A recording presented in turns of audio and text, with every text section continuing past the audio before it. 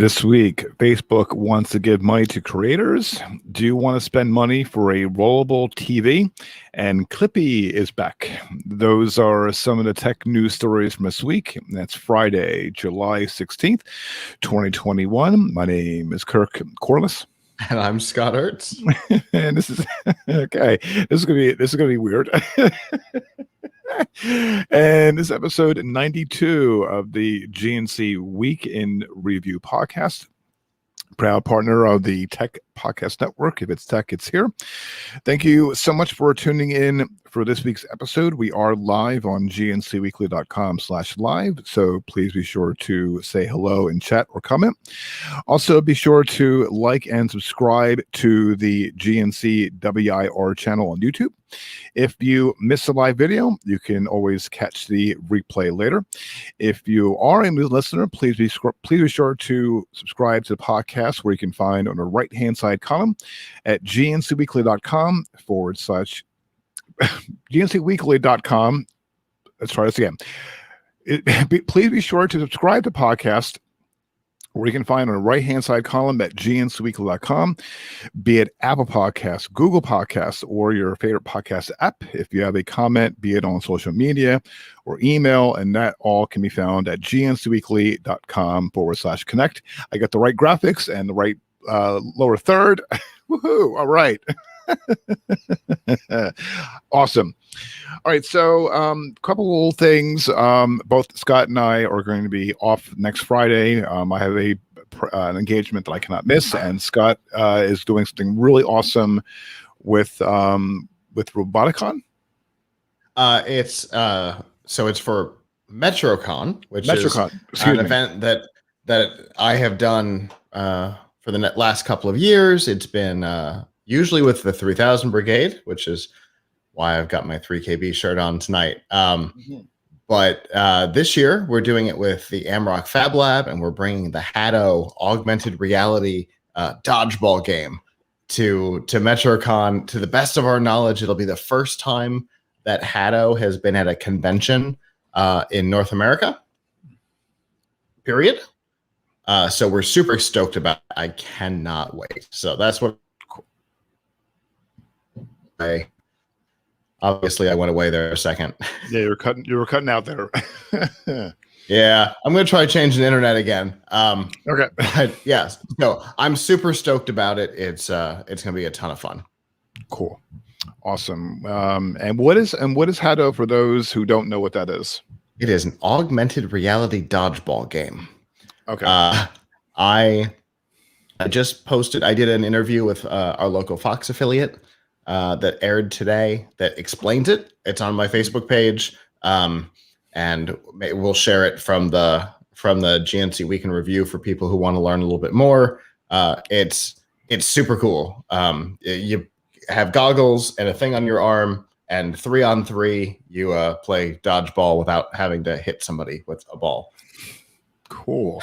All the things that make dodgeball fun, and none of the things that make it hurt. Right. Right. Well, that's awesome. That is awesome. We'll definitely check it out. Yeah, no, on it'll have post up all the information on the Facebook page. You want to throw it up on the Twitter page too? Yeah, for sure. Okay, cool, excellent, awesome. All right, so that's what's going on. So we'll both be off this week, coming week, sorry, which is my wrong calendar, the 23rd. So we'll be back 2 weeks later on Friday, July 30th. Same time, 8 p.m. unless something changes, but it'll be 8 p.m. Eastern time. gncweekly.com/live. And you can always catch the podcast episode half an hour later. Also, quick reminder about the podcast awards. We have 2 weeks from today. Today's date is July 16th. My brain and mouth is not moving correctly. So please, if you have not already, please go to the podcastawards.com. If you have not done already, all you have to do is log in, use your, ask for your name, email address, log in, it'll ask for a password. It'll send an email back to you to confirm you. Go back in. There's a long list of podcast categories: sports, LGBTQ, race. I mean, there's a genre of categories. Ours, and along with F5 Live, F5 Reflection Technology is under technology category. So please be sure to choose one of us. And I said earlier before, if either one of us gets nominated, awesome. If either one of us wins, that's awesome too. Awesome. Right. We will rally our fans on either brand for the other. Absolutely. So I've been a big fan of Scott for many years. We know each other for a few years as well. So he's got a great podcast, F5 Live, which I tune in regularly and download it. That's a great podcast with Abram Pilch Sunday evenings. So definitely check it out. We're going to have a guest this week. Oh, cool. Alante's coming on. Woohoo! All right. Awesome. Definitely going to check it out. Definitely. Very excited about that. Cool. Awesome. It's been years since he's been on the show. I'm super stoked. Awesome. Well, we'll definitely tune in next week for that. So also the podcast is on the People's Choice as well. So be sure to, and again, there's plenty other podcast categories. And if you're listening to a lot of podcasts like I do, or many other people, there's definitely a podcast there for you. But definitely support your favorite content creator and podcaster. It's all appreciative. So again, it's 2 weeks. The deadline is 2 weeks from today. So please be sure to head on over to podcastawards.com.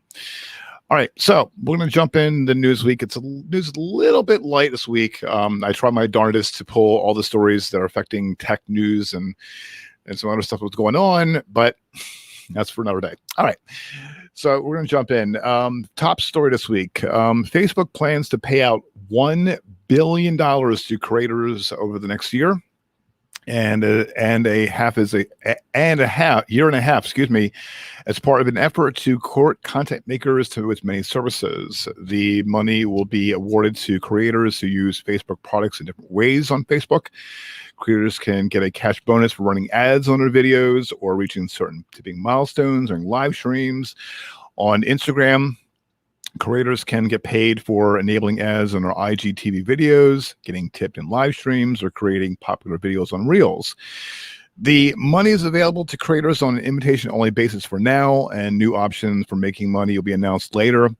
Facebook indicated it would expand availability to more creators later in the year, launching a, quote, dedicated place for bonuses within the Instagram app this summer and in the Facebook app this autumn. Facebook's CEO, Mark Zuckerberg, says, quote, the initiative is meant to make Facebook, quote, the best platform for millions of creators to make a living.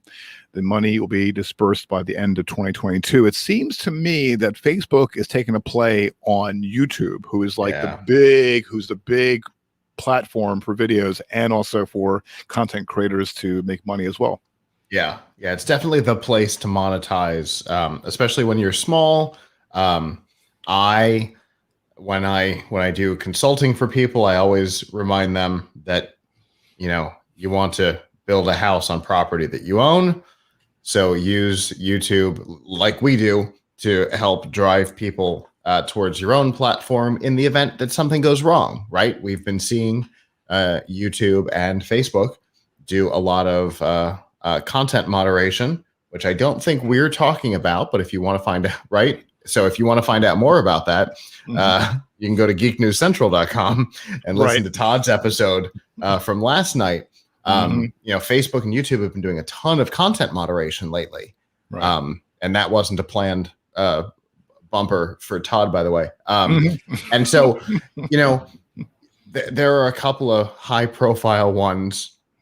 And as much as I don't like the people, I don't agree with the idea of stifling them. Alex Jones is a sociopath, but I don't like the guy, but I don't like the idea that YouTube knocked him down. Comedians have gotten hard strikes on YouTube and Facebook for making jokes, which is insane. So, don't build your house on somebody else's, and this includes, Facebook and Instagram. Don't build your house on somebody else's property. But definitely go to the grocery store and tell people about what you're up to, which is how you can use this to your advantage. Right, but also too is that with YouTube and how there's a lot of strikes on activism videos where when they're keeping an eye on police officers when they do their job, and police officers will throw out their phone, play a music, and they're trying to get their videos banned for copyrighted music as well. Yep. And the mistake they've been making has been not using Disney music. Right. If you're going to do it right. Use Disney music. Throw on something from Frozen, because YouTube's system will automatically catch it. I'm not trying to help censor. No, we're not. I mean, if you're going to play the game, at least play it right. Right. Right. Yeah, and I want to use regular music. Use the Jacksons. Right. But seriously, use Disney music, because it'll get cut quick. Yeah, and we're not, and it's all about, and we talked about this, I think last episode or episode before, it's all about free speech also. And you're right, and just to add on, the reason I say I don't like Alex Jones, but I like even less that he was removed from everything all at once. Right. And there's a lot of other ones as well that got, like I said, have been taken down. And Todd also, we're not plugging. Well, I'm EP, so I'm not plugging it. But yeah, he went on along. It is what these letters stand for, the GNC in our in our thing. So technically, we're always plugging what he's up to. Right, that's true. And also say powered by geeknewscentral.com right here in the green bar for those who can't watching on video. Right, exactly. But yeah, it's all about, I think, that with tie in a couple things. This Facebook is again going into a YouTube play. B, they want to spread their message, but the spreading their message and their content is a double-edged sword. So what's to say that if a content creator wants to talk about, and this is again for an example, but talk about the myths about COVID-19 or the myths about the vaccine, or so what's to say that content creator is going to put it out there on Facebook, get millions of likes, use ads, and then like a day or two later, their algorithm is going to catch it and pull it. Yeah. So does this fund factor in? Are they going to negate any views that you had that count? Exactly. Exactly my point. This is a dangerous time for content creators, kind of in general. No matter your affiliation, it's a dangerous time for content creators when you're trying to use somebody else's platform. The only company that has generally stood up against the mob, either mob, because there's two loud mobs. The only company that seems to consistently stand up against it is Spotify. But I mean, the waters are rising. I don't know how long they can hold out. So, it's a weird time. Facebook is trying to, it's a weird time because at the same time, the number of content creators is growing, but the danger for them is growing as well. So, it's a super strange time, especially to be getting into it. I've been doing this a little over 14 years now. So I know the dangers. I know where the red flags are. And I generally try to avoid the minefields. I did get a soft strike for talking about Google one time, but I had some pretty nasty things to say on the show. We don't want to get this strike again. No, I got a soft strike. Couldn't live stream on YouTube for 30 days. Oh wow. Okay. For talking about the side effects of a decision they had made, and I go out of my way to avoid the landmines, and sometimes they throw them out underneath you as you're taking a step. So who is going to qualify for this? There's no telling, because they've been super quiet about the rules and how this is going to work. When it rolls out, we'll find out more. But my guess is they're looking for the nonsense content, the kids dancing to predetermined music type things. That's the kind of, they're trying to compete with TikTok. I'm going to be perfectly honest. They're trying to compete with TikTok, with Instagram Reels. It's the reason why they mentioned it specifically in their announcement, because TikTok is eating their lunch right now. And their IGTV has been not the success they wanted. Facebook Watch has been not the success that they wanted. No. And Reels is intended to try and do some damage to TikTok, but TikTok's eating their lunch, and they're trying to shore that up in a way that they didn't with the other two. That's my guess is what's happening here. Well, that's also too, but also they're trying to compete also with YouTube as far as their shorts which is also an attempt to take on TikTok.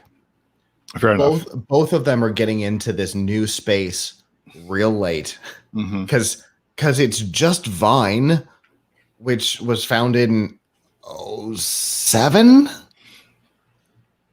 Yeah, think so. I mean, I think so. So, they're getting to it real late. And TikTok has absolutely owned it. Musically owned it, and then TikTok expanded on what they were up to. Right. And both companies are a little scared. They're both trying to do something. This is their attempt. I mean, they both Facebook / Instagram successfully did some pretty good damage to Snapchat by doing something similar with their stories. And I think since they've screwed up with short form video for 15 years, I think they're just trying to get serious with short form video. Yes, they're trying to compete against YouTube, but YouTube also doesn't statistically matter in the short form video field. It's all about TikTok, and they're trying to take them down before they become a bigger problem. True. That's my guess. Again, there is no information available. Right, exactly. They have told us nothing about this program. No, they haven't. It's all speculation. No, there's a lot of speculation, and you're right about the little information that's being provided. But also, my whole thing is that with this podcast, and is that as far as because we break down the tech news, but also dissect it as well. Even irregardless, because I think there's things that I may agree on, and there's some things that you may agree on and or disagree on. Yeah. But and I think that to be honest, I've been doing this podcast. Well, we came on a few months ago, but this podcast has been for 3 years, and I'm still learning, on certain things and what avenue to go to. But majority is that it's affecting people like F5 Live. It's affecting consumers. This is affecting things from one end of the spectrum to the other, and it's all about there's no really no right or wrong with things with things, but I'm just but I second guess what's going to happen next. And that's the thing, right? Because nothing is set. There's no rules. It's all about feeling. We feel that this one's offensive. Well, why? Right. Doesn't matter. Right. Exactly. Because there's a particular comedian that I watch a ton, except for this month because he takes July off. But I watch him an absolute ton, and he gets these strikes from YouTube and Twitter about jokes or commentary, and the reason that's given is blank, which both companies say is part of their policy to always give feedback, and they never do because they don't have a reason. It's just, we feel that this one's a problem. Right. So I'm just curious. We're just curious. If you're watching live or listening later or watching later, definitely let us know what you feel about this or this topic. So let us know by. And if you're a content creator, is this the thing that makes you feel comfortable, giving Facebook Watch a try, Instagram TV a try? I'll tell you, I tried IGTV for 6 months, and what a waste of my time. Absolute waste. I don't do it anymore. And their stats are garbage. So, but is this nebulous pot of money that we don't know how it'll be distributed and will take more than a year before checks are written? Which is weird. Would this convince you to give it a shot again? Yeah. It's in my head. Yeah, I mean, it's mine as well. I mean, but I'm gonna pitch it to my marketing guy. Yeah, what the hell? Give it a shot. And I'm just like to hear from you guys. And like Scott said, content creators, if you feel this is worth it, or yeah, absolutely. Definitely. Just head us up, gnc.weekly.com/connect, Facebook, Twitter, or email as well. All right, moving right along. LG's futuristic rollable OLED 4K TV is coming to the US for $100,000. Now, this was shown off at CES, which I seen at CES 2018, and then it turned into real the next year. It's 65 inches. It's a 65-inch set, can roll itself up and then back down to fully disappear when it's in its housing unit. That cabinet also contains a front-firing 100-watt Dolby Atmos sound system. The OLED R has a middle mode between fully unfurled and rolled down. LG calls this line view, and you can use it to display a clock, photos, music controls, and so on. It's got Dolby Vision, 120 hertz 4K gaming, variable refresh rate, auto low latency ports, and more. And there's also its HDMI ports are HDMI 2.1. If you're really interested in the rollings, the OLED R is rated for over 100,000 rollings, which should give so.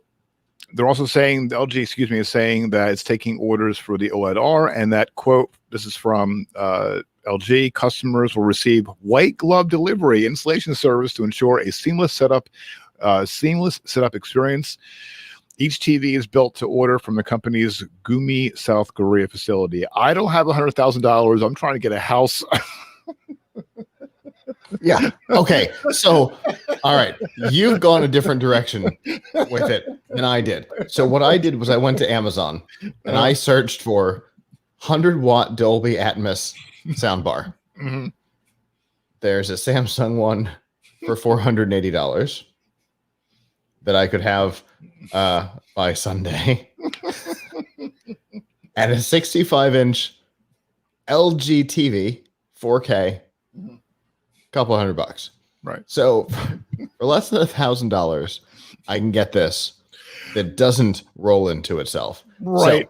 So the pitch here is the idea of a television rolling into itself worth $99,000, right? Which you have put into an interesting perspective. Mm-hmm. It's most of the cost of the house that you've been talking about. Right. Right.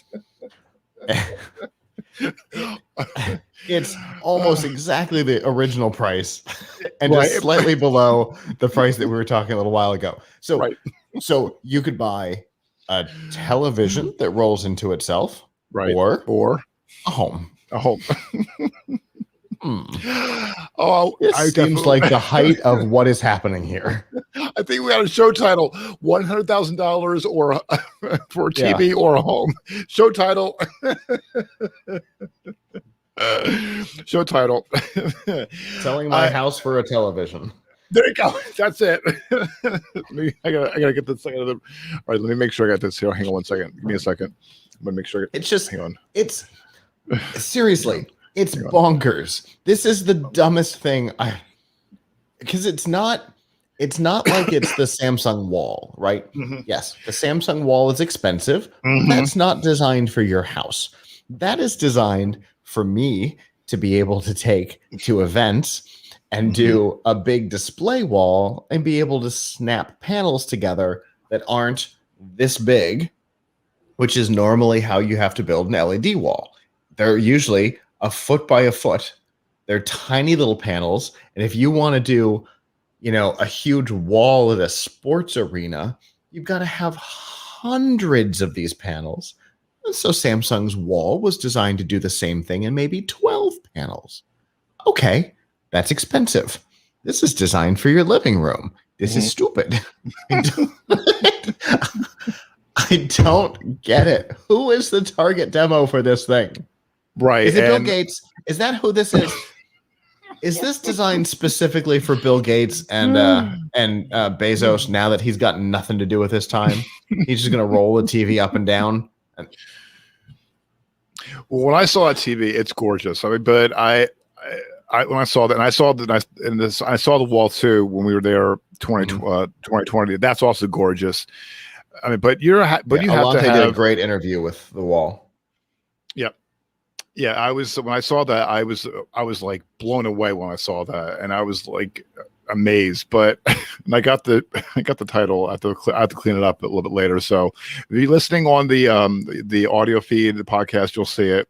So when I publish this in about half hour about half hour from now. So yeah, so I just But this, I always tell people, I always say to people, when they're buying expensive things, they're compensating for something a lot differently.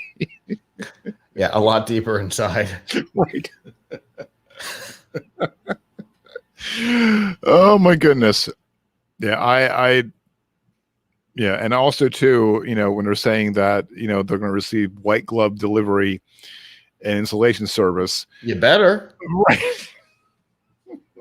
Now, for most homes, how is that going to fit? Like in a regular home, you have to be really careful, because when you're moving, and I speak from experience, moving sucks. And if people are out there listening, watching, know what I'm talking about, that when moving, it's a painful, and you have to turn an object a certain way or tilt it so you don't bang anything.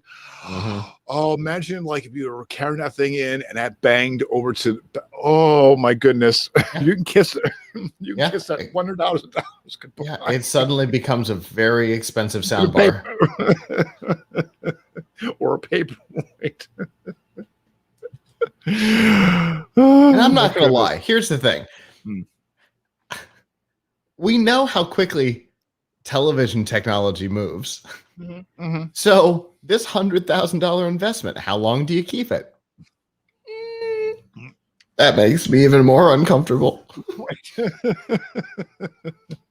Because how long do people keep TVs?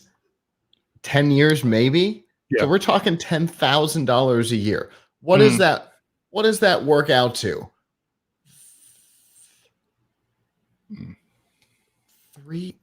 Is that 3,000? No, it can't. It's got to be $300 a day. My math is not good, so not that great. So I'll believe it, but my math sucks. Oh, okay. So it's $30 a day. Mm-hmm. Okay. To own this television for a TV. Yep. $30 a day for a television. I don't get it. No, I don't get it. I'm not. I don't think this is how we expected this topic to go, but those are my favorite. I like it too. No, I'm stupid. No, I like it too. And again, I like the show title. I have it. I already have it. I just had a second ago. Ah, crap. $100,000 for a TV or a house. It makes me so sad. I love it. See, this is like I said, again, when we have things come up in the rundown, and there's always a show title that that immediately screams out. Yeah. And it's even more fun when they come out during the show where you're like, exactly. Oh, this is it. Yep. Touchdown. We can share the experience with the listeners. Exactly. Yep. This is how the show titles are born. Yep. Exactly. And I always say, I still believe, I think we should definitely think about doing pre-shows. I really do. Because that'll make it even more fun. That'll make it even more fun. All right. Other news this week. Remember Microsoft's Clippy? Oh, how many years ago was that? 20 plus years ago. So Clippy is back, and it's part of a broader update to 1,800 emoji. The one-time assistant will replace the paperclip emoji in various Microsoft 365 products, including Office, Teams, and Windows. I love emoji. I love Clippy. I think that was the greatest thing, and because I was asking questions, and you had the little eyebrow go up, and the little paper will write down what I was asking. I thought that was the coolest thing since sliced bread. I'm sorry, I just got me like. Oh, have I got something to show you after the show? Oh, cool. I sure can't show it on air. No, you can't. No. Okay. It's a Clippy joke. Cool. Microsoft is updating its emoji library to make the characters 3D, as well as more colorful and fun. Microsoft told The Verge, excuse me, approximately 900 of the redesigned emoji will feature some sort of animation, which you're able to see in action in apps like Teams. Microsoft said it plans to roll out the new characters to Windows and Teams sometime in the upcoming holiday season. They will then make their way to other Office apps, including Yammer and Outlook, sometime after that. Microsoft teased. Is Yammer still around? I thought they retired that. Apparently, I'm wrong. I never heard of it. What is Yammer? I never heard of Yammer. See, it's because nobody could quite describe what the service was. Okay. It's a communications thing. Let's see. Okay, so it's described on Bing as Yammer was a freemium enterprise social networking service used for private communication within organizations. So it was a little bit more than Skype for Business and a little less than what Teams is. It was the thing that they were working on internally before they bought Skype. Okay. And then Link became Skype for Business, and then like Yammer was a connected pair with Link, and now Teams kind of covers all of it. Okay. Is that like qualified like under Zoom? Is that also like that too, or it's a little less than Zoom? Okay. Yeah. Okay. It had things like, wikis and things like that in it, but it wasn't great. Okay. I've used it. It wasn't great. I'm surprised. So the idea that they're updating it is a surprise, even more so that Bing describes it as was. No, I learn something new every day because I'm well versed in different products, but I never heard of Yammer. Okay, interesting. Well, I learned something new. Microsoft teased Clippy's return early this month when it said on Twitter it'll replace the paperclip emoji in Office if at least 20,000 people like its tweet. So as we're live right now recording this episode on July at 8:33 p.m., the tweet has gotten 167,700 likes. Yikes. So apparently a lot of people like me like Clippy. I thought, like I said, when I started using Microsoft Word when it first came out, and I saw, like I said, when I was seeing the type of question about how do I type something or clip art or anything, or like how to do like an animated letter or something like that. That eyebrow went up, that piece of paper, him writing, and then he'll like do some other twists and turns. And like I said, I was like, I know this was 20 plus years ago. I think it was, from what I understand, 27 years ago. But like I said, I was like, I was a happy puppy. I'm sorry. I thought that was the greatest thing since sliced bread. So, there's a great joke in The Office about it. When Daryl's trying to make a resume and he can't, and he calls somebody and he says, there used to be a thing that would come up that said, it looks like you're trying to make a resume. Would you like help? I think his name was Clippy.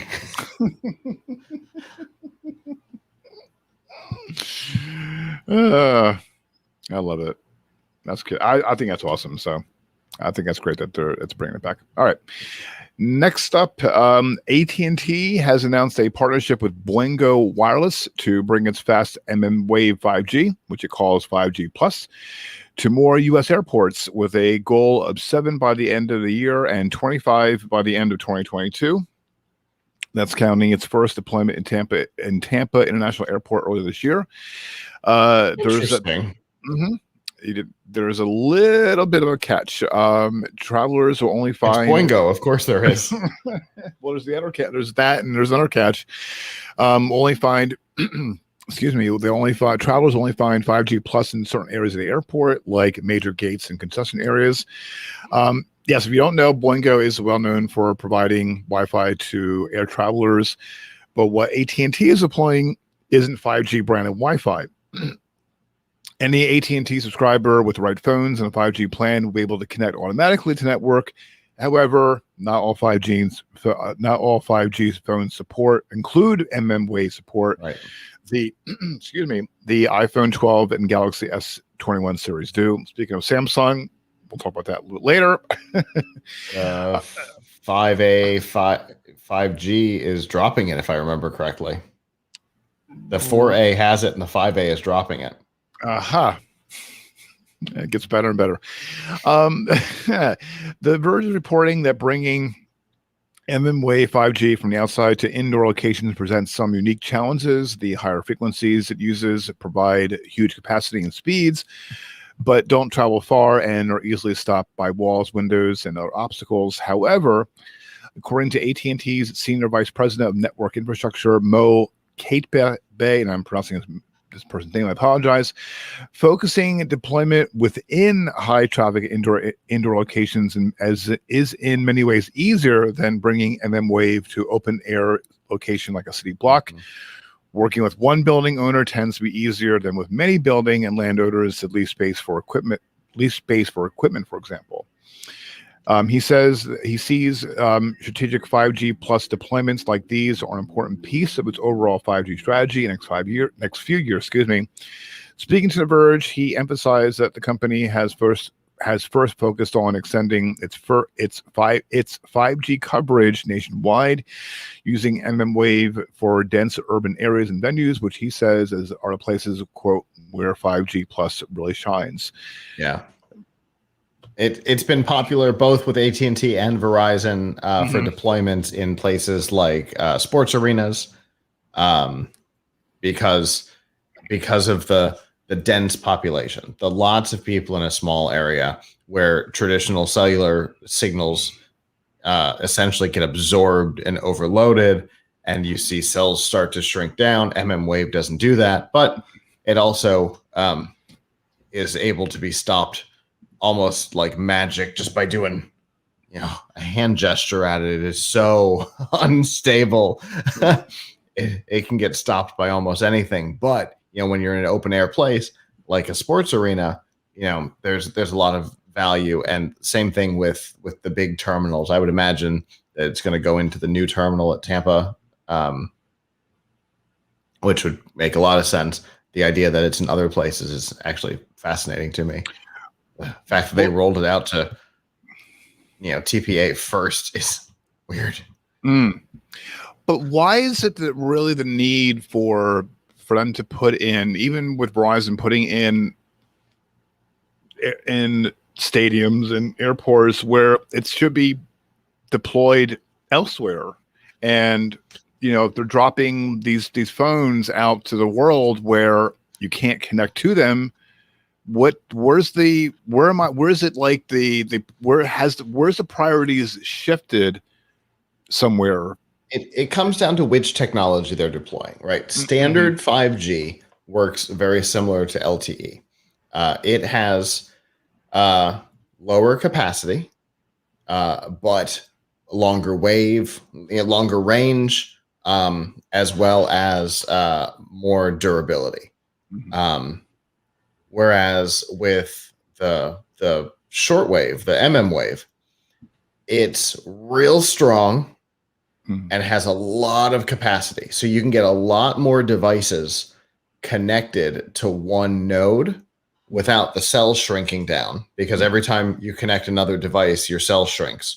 So when you're in a place like, let's say, the convention center in Las Vegas, right, and everybody's connected to one of 4 networks, all the cells shrink down, and anybody who's ever been to a convention, doesn't even have to be CES, anybody who's ever been to a convention at the Las Vegas Convention Center knows that cellular service is garbage. But if you had mmWave, you've got a big flat building, right? You put it up, you put one or two up top. It has high capacity, so it can hold more devices before the cell starts to get smaller without losing speed. It just doesn't permeate walls well. Well, you're not dealing with walls inside of a big space like a convention center or a sports arena or an airport terminal. You're not dealing with, big separators. It's pretty much a straight shot of open space. So that's really where this technology is designed. So you're focusing this tech in very specific places because it's not going to do great on a pole somewhere. Okay. Because buildings are going to stop it. Right. A tree with green leaves is going to stop it. Pine needles won't, but leaves will. Okay. Which is fascinating, I know. But so you've got different deployment ideas for different technologies. So. Okay, that would make sense. So do you think that maybe that the AT&T, Verizon, and other companies will maybe not necessarily build? If they build stadiums, that'll be amazing. So are they looking at that as they're looking at, okay, it's good here, it's good in these small pockets. So why don't we figure out a way where instead of cell towers, we can probably maybe, put it in a bigger, trying to think of the right word, a bigger, like a mesh of mmWave. That's what I was exactly right. And AT&T in their press release talks about this a little bit, that they're looking at certain urban centers to be able to deploy the technology, particularly places that have like big parks where they might be able to hide these devices throughout a park where there's not big buildings getting in the way. So they do seem to be looking at that, but the most obvious places for these types of deployments are like shopping malls and sports arenas, convention centers, airport terminals. I hadn't thought about airports, but it's actually a pretty clever use of it. And then you use regular 5G outside where you've got, longer ranges, more durable signal, that type of thing. Well, again, there's not, too many phones out in the wild that has it. So, and that's the one thing that's the 64,000 question. Why isn't there more out there? Okay. Next, Twitter saw a surge in government demands worldwide in 2020 to take down content posted by journalists and news outlets. This is according to data released by the social media platform. In its transparency report published on Wednesday, Twitter said verified accounts of 199 journalists and news outlets on its platform faced 361 legal demands from governments to remove content in the second half of 2020, up 26% from the first half of the year. The biannual report on Twitter's enforcement of policy rules and the information and removal requests it receives comes at social media, Facebook, and Alphabet. Alphabet Incorporated YouTube's face government scrutiny worldwide over the content allowed on their platforms. We discussed it earlier. Twitter ultimately removed 5 tweets from journalists and news publishers, the report said. India submitted most of the removal requests, followed by Turkey, Pakistan, and Russia. That makes sense. The social surprising media, Egypt's not in there. Right. But I guess Twitter's been shut down. Yep. The social media platform did not previously track such data on requests pertaining to journalists or publishers. India topped the list for information requests by governments in the second half of 2020, overtaking the United States for the first time. This is from that same report. Some countries have moved to ban or restrict access to social media platforms. On Monday, Cuba began curbing access to Facebook and messaging apps like Telegram amid widespread anti-government protests. Last month, Nigeria banned Twitter from the country and ordered television and radio stations not to use the platform to gather information. The company said globally it received over 14,500 requests for information from July 1st to December 31st, and it produced some or all the information in response to 30% of the requests. Such requests can include governments or other entities asking for the identities of people tweeting under pseudonyms. Twitter also received more than 38,500 legal demands to take down various content, down 9% from the first half of 2020. It complied with 29% of the demands. In the updated transparency report, Twitter said the number of impressions or views of a tweet that violated Twitter's rules accounted for less than 0.1% of the total global views in the second half of 2020, the first time the platform has released such data. The company says technology is proactively identifying more than 65% of abusive content from human review, rather than relying on reports submitted by Twitter users. So other countries. So I'm kind of surprised. I mean, I know a lot of countries, how their government is. Their governments are, is like they're like, in China, a lot of countries can't get to Twitter if you want to. Right, but I think that, but this goes back to we talked about earlier about free speech in America. Where you'd be able to post, but again, it goes back to double-edged sword. Where it's possible it may be taken down, but in other countries, it's a lot harsher. Harsher. Yeah, because we're technically the only country on the planet that has First Amendment protections, that has free speech built into its foundational documents. Mm-hmm. So yeah, it's not a surprise that basically everywhere else is worse, but it's not good here either. And that's what they're saying here. For the first time ever, I just want to make sure, for the first time ever, a country with basically 4 times our population has requested more data than the United States. That's not great. No. That's not great that we usually request more than a country with 4 times our population. Yep. Uh-oh. Yeah. That's a weird statistic. I don't like that one. Yeah. Although it does kind of play into the whole idea of, where is the line? Yep.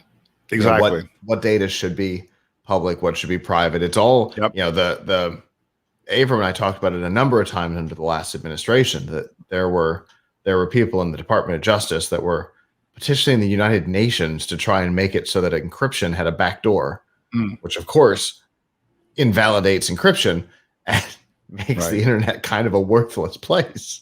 Right. But I mean, then you've got some countries that already have things like that in place, like China, where basically Twitter and Facebook aren't so much a thing. It's all mostly Baidu, which is owned by the government. So,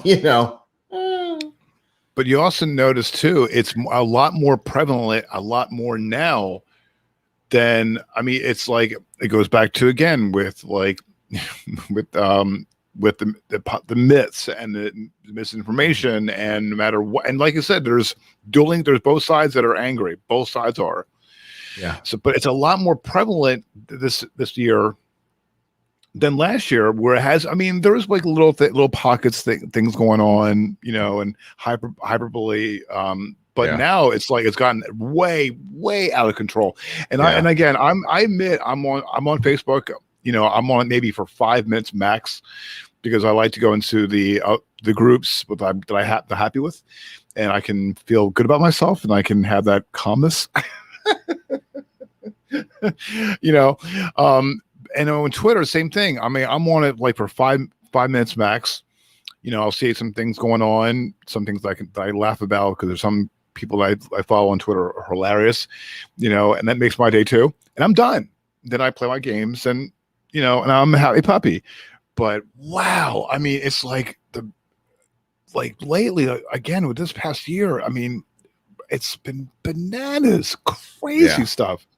Yeah. The problem, of course, comes down to allowing companies like Twitter, Facebook, and Google to be the arbiter of truth, right? Mm-hmm. And the danger that presents. I was listening to somebody who was going through, I think it was this week, was talking about how, let's talk about on the COVID misinformation, disinformation topic that the Surgeon General decided he wanted to get involved in this week. If in March of 2020, if you had said on Facebook, Twitter, or YouTube that you should be wearing a mask, you would have been going against the CDC and against Dr. Fauci, and you would have gotten a strike for COVID disinformation. Mm-hmm. In May, if you had said that you shouldn't be wearing a mask, you would have gotten the same strike. So the idea of letting Twitter and Google and Facebook be the arbiter of truth, because obviously one of those statements was right and one of those statements was wrong, ish, because there's still studies that show both have some merit. Dr. Fauci within 3 days of himself said both, right, publicly on TV. So where the idea that Twitter decided that this is the rule, like this is truth, but on Wednesday it's not anymore. They don't lift the strikes that you got on Monday for disinformation, even though, it turns out, no, that wasn't quite right. So that's where my problem comes in with this type of thing, is them removing content because they believe they know the truth, even though so frequently, there was the whole Hunter Biden thing last year, right? That was them deciding that a newspaper, the oldest newspaper in America, was lying. And so therefore they were the arbiter of truth. Turns out, all of it was true. And it was just the tip of an iceberg, that it got way weirder, that it ends with him snorting Parmesan cheese in the hopes that it was cocaine. Yeah, I saw that. So, I mean, that's where this kind of thing starts to scare me. I don't like the idea of Twitter, Facebook, or Google being the arbiter of truth. You've got Zuckerberg saying that they're trying not to be, and then the White House literally saying, I think today, that we're working with Facebook, that the White House is now acting as part of their truth team. Right. And that's where, that's where they part of it. That's part of the episode where Todd's topic. Yep. My whole thing is that like when you're looking at something, you look at pros and cons, and and based on what like as far as research and Google, my whole thing is that find out if you're not sure about something, look it up. If you're not sure about the vaccine, or want to know more, just there's a plethora of information out there, and I think that you don't need to go to base Facebook or Twitter on things. Find out for yourself. You don't need, like you said, go back to what you said about the arbiter. But then you've got Google, who's part of this little gaggle. Right. That's true too. Pretending to be the arbiter of truth. That's true too. And they're censoring search results. Right.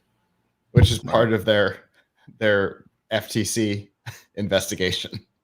Right. Which goes back to which goes back full circle. I know. And so you can go, okay, well, maybe Bing. Oh, but Bill Gates was the loudest person through all this, who also said things that weren't true. Damn it. That's not going to work. So what do I do? Obviously, I can't go to Baidu, right? Because the Chinese government's never going to say that there's an investigation into the origins of the virus. So that one's censored too. So when these big companies start playing truth police, and honestly, you know what? I enjoy watching nonsense. Why am I not allowed to watch nonsense? What one of my favorite things to do is to watch flat Earth videos. And Google was threatening to remove them from YouTube. That made me sad. I love flat Earth videos because they show just how weird the human brain is. Because there's people that believe that stupidity. And if you're one of them, I'm sorry.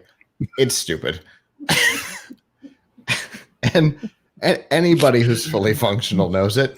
But to watch the weird mind games they have to play to get around reality, it's fun. And it's the same thing with the COVID stuff.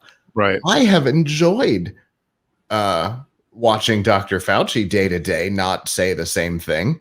It's my favorite thing. It's like, all right, we're going to Fauci bingo. Is he going to be pro-mask, anti-mask, double mask, triple mask? What's he going to be for today? Well, that's why we're talking about earlier.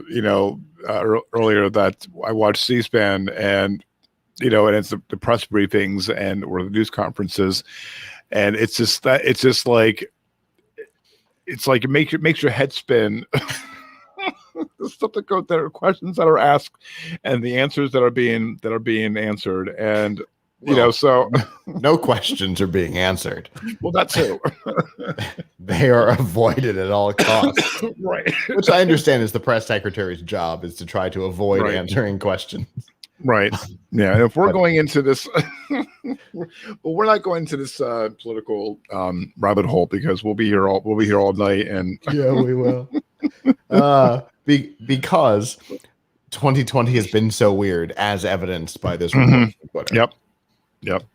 And I just God help us if I want this year to go out on a happy note. However, I believe we're back to CES, so we're going out on a happy note. There you go. Because as far as I'm concerned, a year doesn't end until after CES. So my calendar is off by a couple weeks. That's been your motto for a long time, and that's probably going to be my motto probably going forward. All right. Next, speaking of, let's go into another flip side now. Verizon announced it has been awarded the best overall network performance and reliability by Root Metrics for the 16th time in a row. In its report for the first half of 2021, Root Metrics found Verizon to have the top network in 5 of its 7 categories. The report includes results for network reliability, speed and performance, including data, calls, and text. Verizon took top marks in the reliability, accessibility, call, and text performance categories, giving it the top spot overall. Verizon points out that has won or shared 738 out of 875 metro area Root Score awards. Verizon also had 43 markets within at least 40 megabytes. Root Metrics tests carrier networks in the 125 most popular metropolitan markets across all 50 states. Com Lady, Chief Technology Officer at Verizon, said customers have come to expect a higher level of reliability and performance from their mobile network after spending the past 15 months largely connected to a wired internet connection. Root Metrics' stringent nationwide drive test methodology demonstrates that Verizon customers can expect unbeaten reliability and network performance whether they travel cross town or cross country. So good on Verizon, put another feather in their cap. And all right. And to rebuff it a little bit, Tom's Guide published its best carrier list 2 days ago. And they have Verizon as number 2, but they don't just do technology scans. They also do value stuff and things like that. So they have T-Mobile as number 1 and Verizon as number 2. Anyway, just putting it out there. Okay. But they also have reasons to avoid on their thing, which is important. So, you look at those stats, the fact that the fast 5G is available in very small numbers of cities for Verizon, but that they do have a surprising amount of mmWave, which does mean that you've got some stupid fast speeds if you're in one of those areas. and that their prepaid plans are great, which is something that more and more people are looking at. So, yep, cool. All right. Next up, from a report coming from Bloomberg, Apple's flagship 2021 iPhones will come in the same size as last year models, but with a smaller display notch. This is mirroring predictions from analyst Ming-Chi Kuo. According to Bloomberg, this year's phones will be a iterative upgrade over the iPhone 12 series and will include incremental improvements to their processors, cameras, and displays when they're announced in September. I'll point out this year's were an incremental upgrade over last year's. Right. Bloomberg is also reporting that, quote, at least one of the 4 new devices will include a LTPO or low temperature polycrystalline oxide display. It's a technology Apple has previously used with smartwatches to dynamically adjust their screen refresh rates to conserve battery. This is also lining up with a prior prediction from Ming-Chi Kuo, who said that both Pro iPhones coming this year will include. The report is also casting doubt on the possibility of seeing an iPhone with in-display fingerprint sensor this year. Although Bloomberg is saying that Apple has tested the technology, it says it's unlikely to appear in 2021. Back in 2019, Kuo predicted that Apple's 2021 iPhone models could be its first to feature in-display fingerprint sensors. It's not where I want that's not where I want the fingerprint sensor. Agreed. Apple convinced me that I want it in the power button, and Microsoft confirmed it. Mm-hmm. It's great. The iPads with the fingerprint sensor built into the power button, brilliant. Bring it to the iPhone. Yeah. That's my pitch. Bring it to the iPhone. Don't mess around with this in-screen nonsense. You've already got the technology. It's working in the iPads. Bring it to the iPhones. Well, unfortunately, the Kuo has also said in March that the phones are also unlikely to include a fingerprint scanner in the power buttons. Oh, see, there we go. Right. Camera upgrades will reportedly include an improved optical zoom for video recording. This is also coming from the latest Bloomberg report. Kuo also previously said the ultra-wide cameras on both Pro models could receive a boost this year. Another area that Bloomberg reporting doesn't touch on is charging. There have been rumors that Apple might release an iPhone without any ports in 2021 and rely on MagSafe rather than a typical Lightning port for power. But recently, Kuo is saying that Apple doesn't think the MagSafe ecosystem is mature enough to act as their sole way of charging the iPhone, suggesting the Lightning port is here to stay for now. Agreed. Apple is reportedly gearing up for a big iPhone sales cycle. Bloomberg is also saying we're up to 90 million units for the initial launch period that extends to 2021, up from a typical order of 75 million seen in recent years. So there's a lot, but nothing's really being definitive until we find out more information in the next couple of months. If they have purchased that many extra devices for launch, it suggests that there's something that we don't know about. Mm-hmm.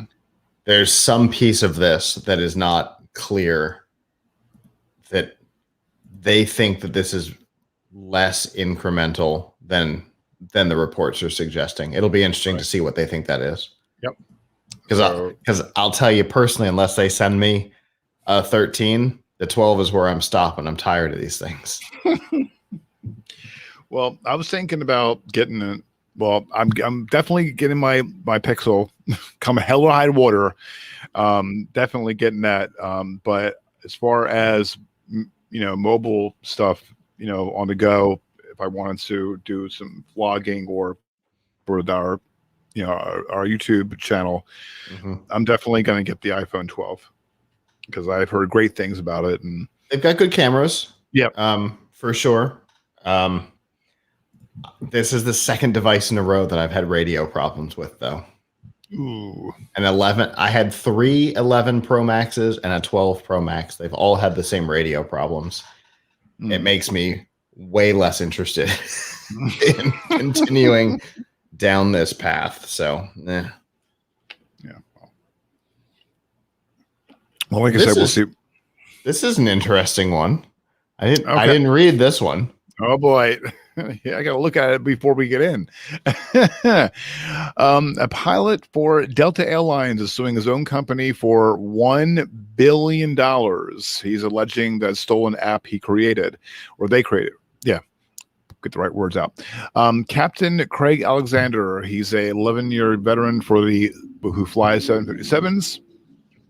Developed a messaging app called Crew, which is spelled Krew Live, that facilitated flight crew communications. He said he pitched the app to Delta management, who, after allegedly expressing interest, ultimately turned him down before releasing a similar app on its own. Alexander said he worked on the project on his own time and spent $100,000 of his own money. See, this is where you have to spend $100,000, not on CV, but on the app to create an app. There you go. He says he had several meetings with Delta about the app in 2015 and 2016, in which executives allegedly showed interest in acquiring the software. After 2016, though, Delta stopped communicating with Alexander about the app, and in April 2018, the airline released its own app called Flight Family Communications. Some of the meetings between Alexander and Delta executives may have come at the behest of CEO Ed Bastian and CIO Raul Samet. Alexander emailed Bastian in the wake of an August 2016 power failure at Delta's Atlanta data center, an incident that disrupted flights for 5 hours and cost the company more than $150 million. The pilot told the CEO that he had, quote, a solution that would help in the event of future outages. Bastian allegedly replied to Alexander and connected him with Sema. He said in the suit, FFC, or Alexander says in the suit, FFC is a carbon copy knockoff of the role-based text messaging component of Craig's proprietary Crew Life communications platform. This is in the lawsuit which was filed in Georgia State Court and which alleges theft of trade secrets. The value of his software, quote, based solely upon operational cost savings at Delta, considerably exceeds $1 billion. Delta is disputing this, saying, quote, while we take the allegations specified in Mr. Alexander's complaint seriously, this is from Morgan Durant, who is a Delta spokesperson, told Bloomberg in a statement, saying they are not accurate or fair description of Delta's development of its internal crew messaging platform. Yikes! Yeah. So obviously, this is going to be difficult to prove.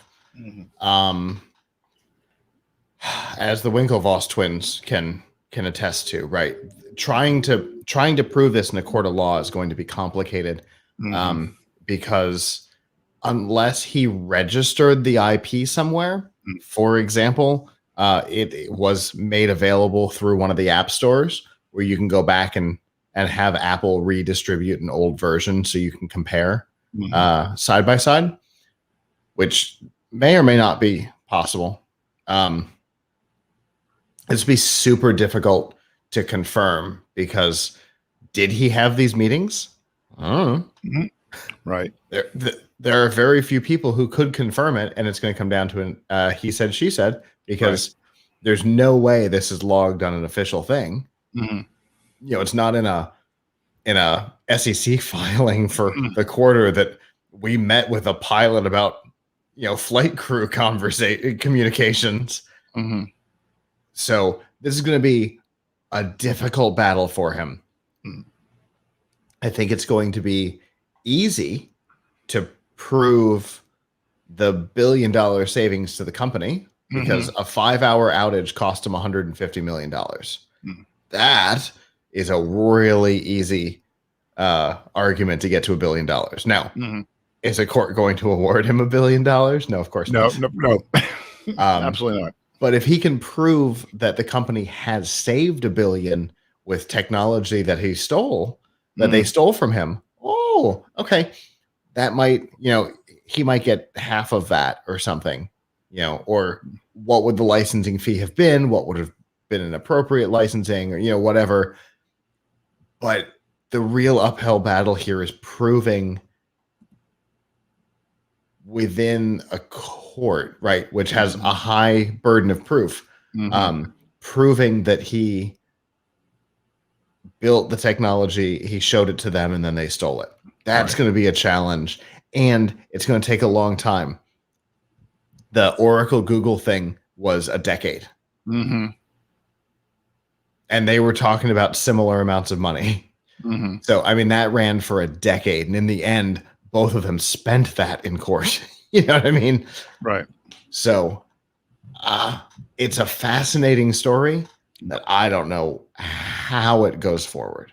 Yeah, that's something that, and I know with the company I work for, there's been a lot of ideas that turned into reality. And what also, but here the thing was, with this company, they didn't compensate that person. They basically took that idea, ran with it, and it's now their own. So it's like, I'm thinking to myself, because a lot of the employees that I know that were that had these there were applications and programs, what have you. I'm like, it's great that they're taking that ball and running with it, but nothing wrong with a little bit of compensation for it. Yeah, for sure. The question, of course, comes down to contracts as well, right? Like, is there an IP clause in his Delta contract? There might be. I was a salesperson for Radio Shack, and there was an IP clause in ours. So you never know. Delta might go, yeah, but see here, here's his IP clause in his pilot's contract. He came up with something that was relevant to the company, and so we own the IP on it anyway. So I'm not going to admit on camera that ideas were filed by other people outside the company as their ideas outside of myself during that time period. But they were. That company doesn't exist anymore. They're like 4 owners later now. But there could be. This could be a fascinating thing to follow, and it's good. It could either be over real quick when they say, see here, IP clause, it was ours from the get-go. Sad story on your $100,000. Have a nice day. Get back on your plane. or this could be a long battle that could be fascinating. My guess is it's A, not B. And we're definitely going to keep an eye on this. And hopefully, and I don't think that, like you said, I don't think he's going to get $1 billion out of this. But we'll see. But that's why he's asking for $1 billion, so he has the ability to work down from there. Yep. All right. And next in, remember a few years ago that Samsung had problems with batteries in its Galaxy Note 7. Either they were catching fire or exploding. Well, there's many Samsung Galaxy S20 owners are having their phones display suddenly dying on them. Well, at least this isn't going to keep them off of an airplane. Right. Touche. Bump. It sucks, but it's not going to keep them off of an airplane like the Note 7 was. Right. Right. I love how things tie in together. As reported by Sam Mobile, several Galaxy S20 series owners have taken to various online forums, including Reddit, to complain about the display on their device suddenly dying on them. Users are reporting first seeing scan lines on their Galaxy S20 display, which progressively worsens until the display completely turns white or green. This effectively renders the device unusable, as the user is not able to see anything on the display. This issue is coming primarily seems to affect the most expensive Galaxy S20 and Galaxy S20 variants, Ultra variants, excuse me. It's not clear why the issue is happening, though it does look like a hardware one. A Samsung forum moderator recommended affected Galaxy S20 owners to boot the device in safe mode and reset it. However, the solution does not seem to work. Some users have reported facing, similar issues on older Galaxy devices, like the Galaxy S9 and Galaxy Note 9. I remember the S9 issues. So I haven't had a Galaxy One phone for forever. I remember hearing about issues with the S9. I have an 8 and a 10. The 9 I skipped. But I remember hearing about screen issues with the S9. If it's scan lining and then flatlining like that, it's probably damage to the ribbon cable that powers this, that sends data to the screen. Mm-hmm.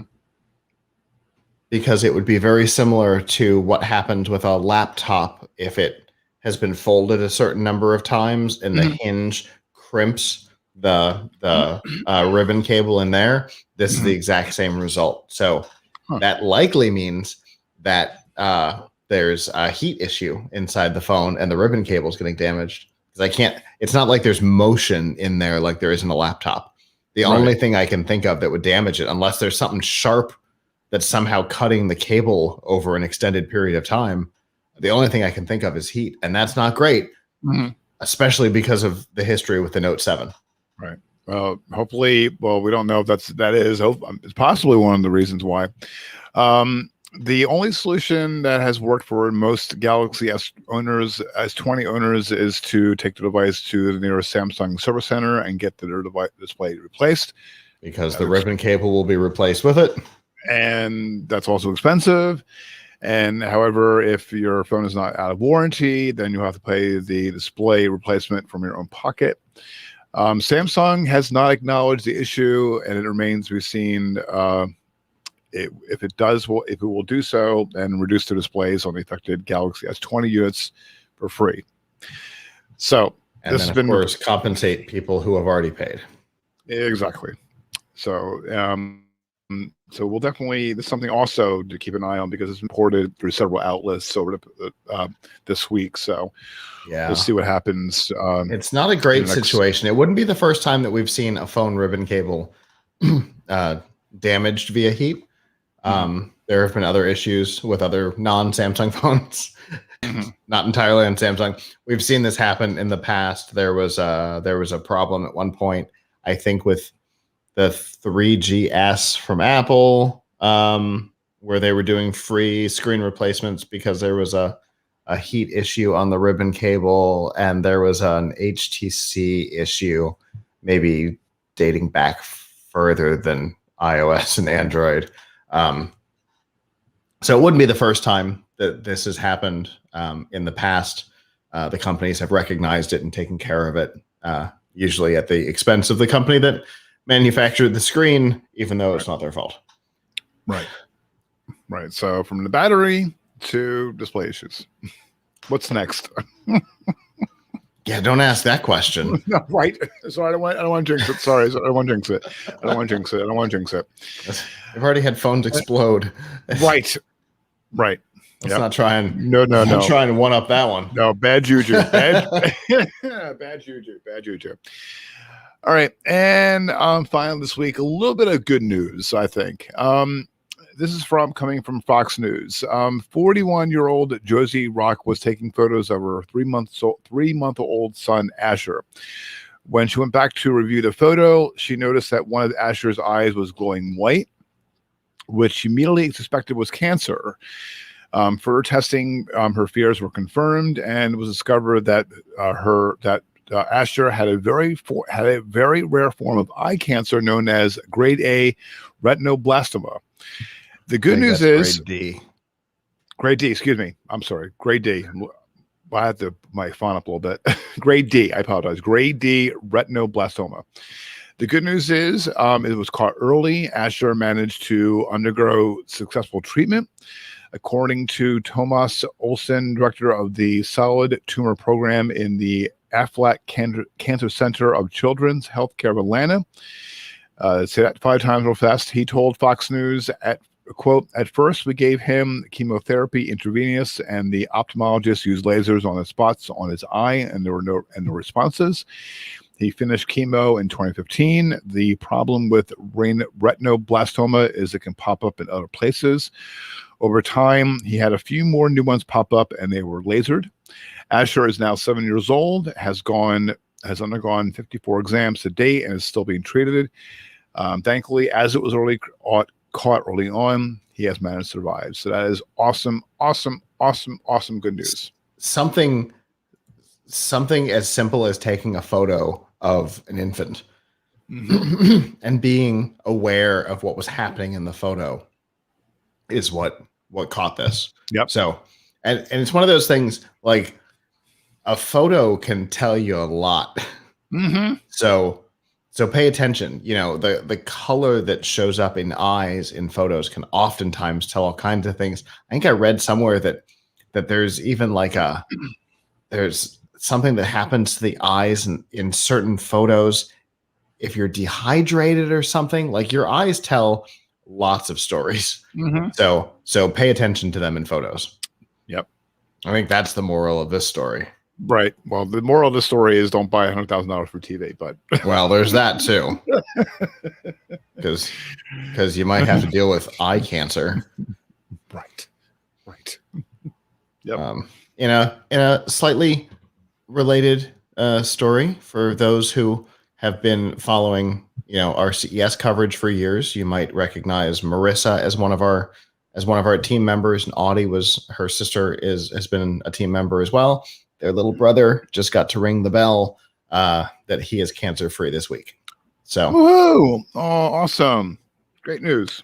Very excited about that. That is so awesome. So, yeah. Fantastic. That is awesome. Good news all around. Indeed. Good news all around. And that is the tech news for this week for Friday, July 16, 2021. Thank you so much for tuning in for this week's episode. The show notes from this episode can be found at gncweekly.com. Also, be sure to check out the latest tech news and commentary from geeknewscentral.com, and be sure to tune in Mondays and Thursday evenings at geeknewscentral.com/live for the Geek News Central podcast. And then be sure to watch and tune in again 2 weeks from today, which is Friday, July 30th. We're back 8 p.m. Eastern Time at gncweekly.com/live.